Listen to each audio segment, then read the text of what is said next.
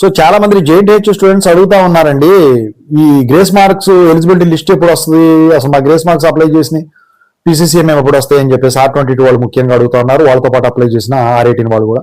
So దాని గురించి చెప్పదలిచాను. ముందుగా అయితే ఇంతవరకు ఛానల్ సబ్స్క్రైబ్ చేసుకున్న వాళ్ళు ఎవరంటే సబ్స్క్రైబ్ చేసుకున్న వీడియో లైక్ చేసి షేర్ చేయండి. మీకేమైనా నాతో మాట్లాడాలంటే కాల్ మీ 4 ద్వారా కాల్ చేయండి. Telugu education Telegram channel join అవ్వండి, వాట్సాప్ ఛానల్ జాయిన్ అవ్వండి. ఈ వీడియోకి హైప్ ఉంది. టాపిక్ లో వెళ్తే ఏంటంటే, జనరల్ గా గ్రేస్ మార్క్స్ మీరు అప్లై చేసి ఉన్నట్టయితే అది గ్రేస్ మార్క్స్ ఎలిజిబిలిటీ లిస్ట్ ద్వారా అయితే minimum 25 days to maximum 40 days లో మీకు వచ్చేస్తుందండి.